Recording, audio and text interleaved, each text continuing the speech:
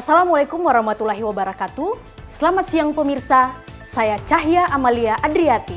Selama beberapa menit ke depan, saya akan menyampaikan berita menarik dari KPID Jawa Barat. Di antaranya tentang penyiaran pemilu dan orientasi dunia penyiaran.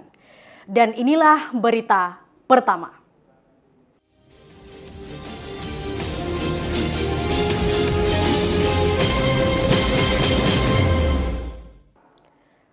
Berita pertama datang dari Forum Publik TVRI.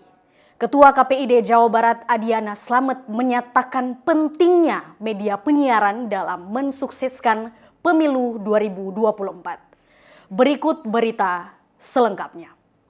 Lembaga penyiaran harus mempertahankan netralitasnya untuk integritas pemilu dengan menyajikan informasi yang berimbang. Demikian sejumlah narasumber menyatakan dalam Forum Publik TVRI dengan tema Ciptakan Netralitas Lembaga Penyiaran Jelang Pemilu 2024 pada 13 November 2023. Hadir sebagai pembicara Ketua KPID Jawa Barat, Ketua Bawaslu Jawa Barat, dosen Ilmu Komunikasi Universitas Komputer Indonesia, serta mahasiswa Magister Ilmu Komunikasi yang merupakan konten kreator. Menurut Ketua KPID Jawa Barat Adiana Slamet menyatakan dalam Undang-Undang 32 Tahun 2002 dan Pedoman Perilaku Penyiaran sangat jelas posisi media harus menjaga netralitasnya. 437 lembaga Masyarakat harus tahu bahwa lembaga penyiaran sebagai pendorong demokrasi harus bisa mendistribusikan informasi politik pada masyarakat.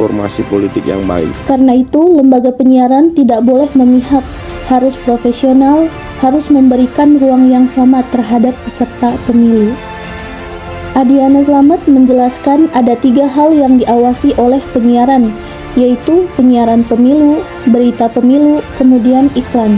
Ya, jadi kalau misalkan ada salah satu stasiun televisi dalam ada satu program berita misalkan, lalu yang dimunculkan itu di berita itu cuma partai satu, ya partai, ya satu aja partainya, lalu capresnya cuma satu. Nah itu udah terpotret tuh bahwa memang televisi tersebut coba memobilisasi gitu ya. Partai pemilu diberi waktu selama 21 hari untuk melakukan iklan kampanye dengan durasi tidak lebih dari 30 detik per iklan. Saya Melisa melaporkan dari KPID Jawa Barat. Untuk menjadi pemilih yang cerdas dan bertanggung jawab, generasi muda harus cerdas membaca informasi pemilu. Pemirsa, kita akan menghadapi pemilu 2024. Generasi milenial perlu meningkatkan literasi media agar tidak tersesat dalam memahami informasi yang beredar terkait pemilu 2024. Dalam dialog tentang lembaga penyiaran dan pemilu di Nusantara TV, anggota DPRD Jawa Barat dari PDI Perjuangan, Rafael Situmorang menekankan pentingnya literasi media. Karena antara informasi yang benar dan hoaks bercampur jadi satu dan beredar sangat cepat melalui jaringan komunitas. Menurut Ketua KPID Jawa Barat, Adiana Slamet akan terus meningkatkan pengawasan siaran di media sosial meskipun bukan kewenangannya dan hanya berdasarkan SK Gubernur dalam Piaga Pasagi atau pengawasan siaran digital. Di samping itu, sesuai regulasi KPID Jawa Barat terus meningkatkan pengawasan siaran pemilu, pemberitaan pemilu, dan iklan pemilu.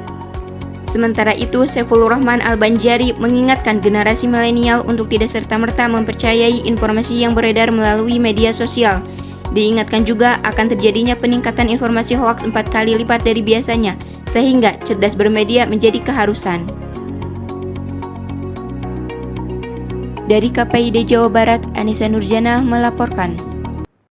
KPID Jawa Barat kembali menggelar orientasi dunia penyiaran. Kegiatan ini mendapat respon positif dan bersedia menjadi relawan pemantau penyiaran. Anak Muda Bandung menyambut positif program Komisi Penyiaran Indonesia Daerah Jawa Barat bertajuk Orientasi Dunia Penyiaran. Dalam acara yang digelar di Madrasah Sanawiyah As-Salam Kota Bandung, anak-anak muda, ormas maupun mahasiswa bersedia menjadi relawan pemantau siaran baik radio maupun televisi. Menurut mereka, kegiatan ini menjadi pengalaman pertama untuk memahami dunia penyiaran. Mereka berharap dengan menjadi relawan pemantau isi siaran akan memberikan setitik kontribusi mewujudkan siaran yang beradab. Dalam kegiatan ini, tampil sebagai pembicara Ketua KPID Jawa Barat, Dr. Adiana Slamet, Wakil Ketua KPID Jawa Barat, Abdul Basit, Komisioner Erlangga Antoni Malik, Pembina GP Ansor Kota Bandung, AA Abdul Razak. Abdul Basit mengatakan orientasi dunia penyiaran untuk anak muda ini digelar untuk mendorong anak muda menjadi relawan pemantau isi siaran. Karena 437 lembaga penyiaran di Jawa Barat memerlukan kolaborasi semua pihak dalam pengawasannya. Andi Muhammad Ridwan melaporkan. Pemirsa, setelah info komersial berikut ini, kami akan kembali. Tetaplah bersama kami.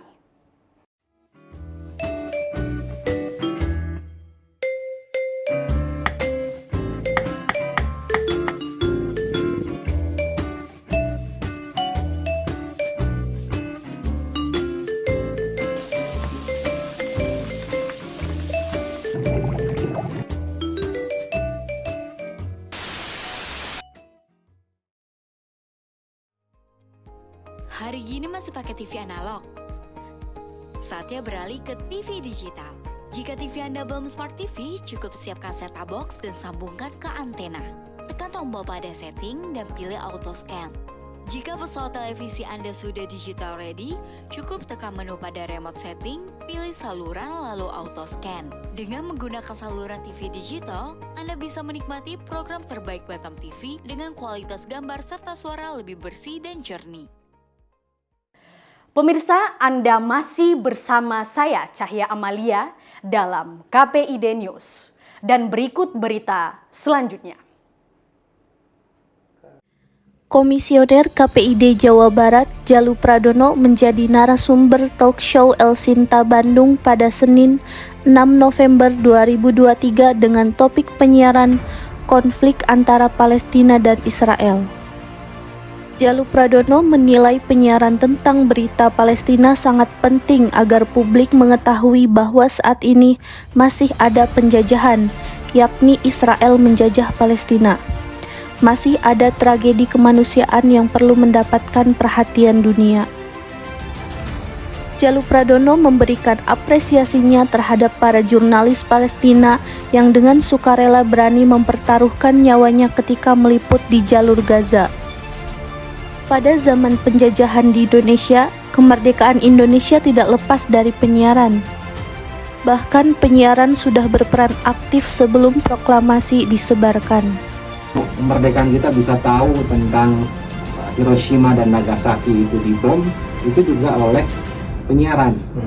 Ada penyiaran luar negeri yang mengintercept kejadian tersebut dan juga mengintercept adanya berita tentang menyerahnya kekaisaran.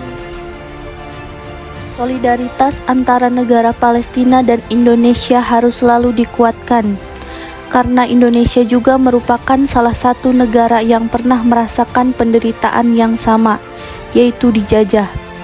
Hal ini ditunjukkan agar Palestina memiliki semangat untuk merdeka, hingga mereka memiliki martabat dan kekuatan untuk membangun negaranya sendiri secara berdaulat.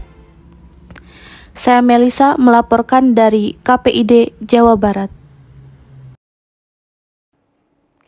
Resensi buku karya Ira Triyonggo akan memberikan tips praktis kesehatan di rumah. Ikuti selengkapnya berikut ini.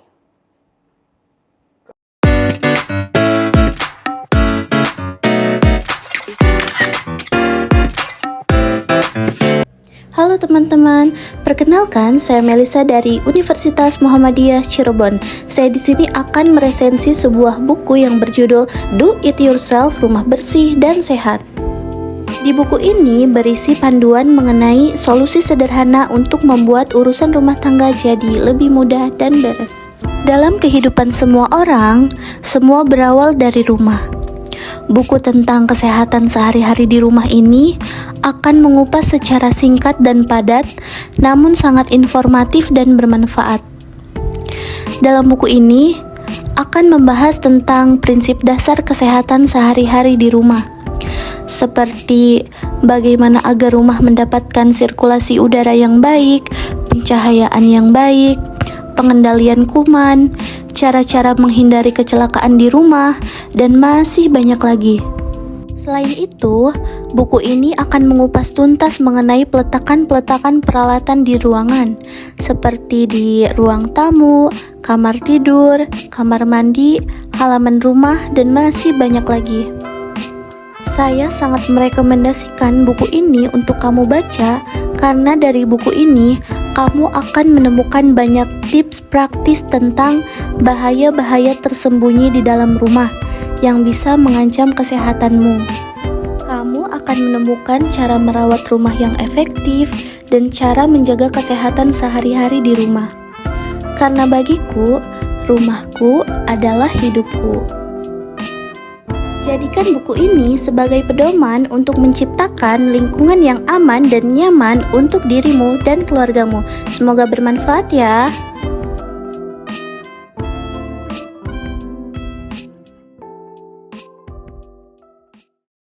Buku Silsilah Hidayah akan memberikan pemahaman religius kepada Anda mengenai tangga menuju kesempurnaan iman.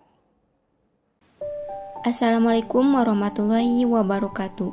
Perkenalkan, nama saya Anissa Nujana dari Universitas Wanita Internasional. Di sini saya akan meresensikan buku yang kedua yang berjudul Silsilah Hidayah karya Amru Khalid. Dalam buku ini dapat kita jumpai tokoh penulis sebagai dai modern yang peka terhadap masalah-masalah kekinian yang sangat terasa pengaruhnya. Dengan gaya bahasanya yang elegan, ia seolah menggandeng tangan kita dan menuntun langkah kaki kita meniti anak tangga menuju kesempurnaan iman.